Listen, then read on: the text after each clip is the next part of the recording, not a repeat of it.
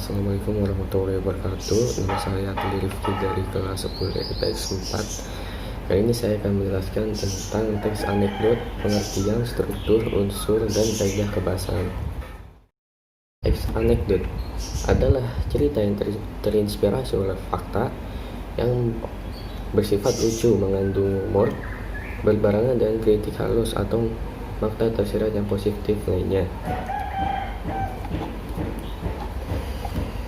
Pernyataan tersebut sejalan dengan pendapat Kosasih 2017 halaman 2 yang mengemukakan bahwa teks anekdot adalah teks yang berbentuk cerita yang di dalamnya berisi humor sekaligus kritik, dan karenanya anekdot seringkali bersumber dari kisah-kisah faktual dengan tokoh-tokoh termuka yang nyata. Sementara itu, Mayora DKK tahun 2017 halaman 193 berpendapat bahwa teks anekdot adalah teks cerita yang bersifat lucu, bertujuan untuk menyindir seorang atau sesuatu kebiasaan buruk, sehingga dapat disimpulkan bahwa teks anekdot adalah cerita lucu yang bertujuan untuk menghibur sekaligus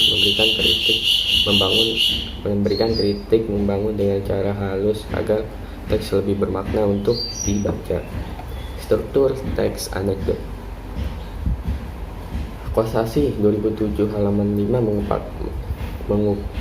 mengemukakan bahwa teks anekdot memiliki 5 struktur teks, di antaranya abstraksi, orientasi, krisis, reaksi, dan koda. Berikut adalah penjelasan.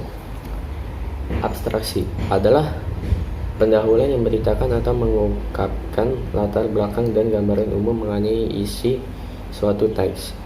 Orientasi. Kedua, orientasi merupakan bagian cerita yang mengarah pada terjadinya suatu krisis, konflik, atau peristiwa utama.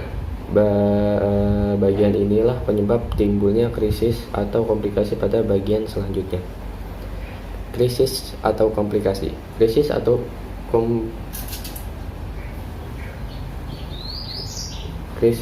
komplikasi adalah bagian utama dari inti peristiwa suatu anekdot. Pada bagian ini terdapat kelucuan atau kekonyolan yang menggelitik dan mengandung tawa sekaligus sindiran atau kritik yang disampaikan. 4. Reaksi. Reaksi adalah tanggapan atau respon atas krisis yang dinyatakan sebelumnya. Reaksi dapat berupa sederhana tertawa, sikap menyela, menyindir, atau mengiyakan sebagai bentuk ironi. Koda.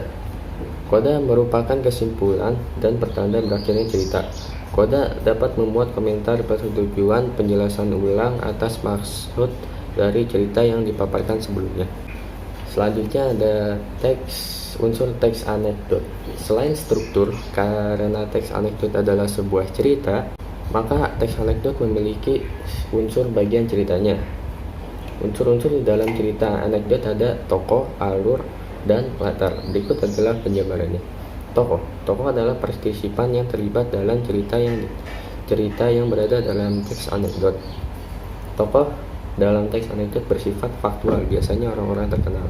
Kedua, yaitu adalah alur. Alur adalah jalan cerita berupa rangkaian peristiwa yang benar-benar terjadi ataupun sudah mendapat polesan maupun tambahan-tambahan dari pembuat anekdot itu sendiri.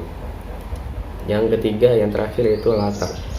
Latar berupa waktu, tempat, dan ataupun suasana dalam anekdot diharapkan bersifat faktual.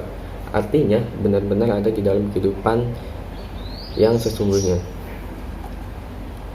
Yang selanjutnya yaitu kaidah kebahasaan teks anekdot. Menurut Kosasih 2017 halaman 9, anekdot tergolong ke dalam teks perjanjian cerita. Berdasarkan hal tersebut, secara kebahasaan, teks anekdot memiliki karakteristik sebagai berikut.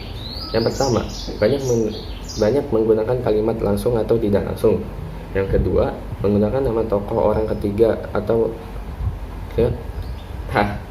Yang kedua, menggunakan nama tokoh orang ketiga tunggal, baik dengan menyebutkan langsung nama tokoh faktual atau tokoh yang disamarkan.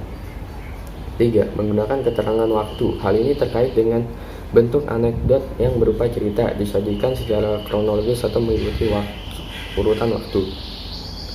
Yang keempat, menggunakan kata kerja material, yaitu kata kerja yang menunjukkan suatu aktivitas. Hal ini terkait dengan tindakan para tokoh dan alur membentuk rangkaian peristiwa ataupun suatu kegiatan yang menyangkut ceritanya. 5. Banyak menggunakan kata penghubung atau konjungsi yang bermakna kronologis, seperti kemudian, akhirnya, dan lalu. 6. Banyak pula menggunakan konjungsi penerang atau penjelas, seperti bahwa, ialah, sebab. Hal ini berkaitan dengan dialog dari para tokoh yang diubah dari bentuk langsung ke kalimat tak langsung. Demikian penjelasan dari saya. Kalau ada kekurangan mohon maaf, dan mohon maaf sebesar-besarnya. Wassalamualaikum warahmatullahi wabarakatuh.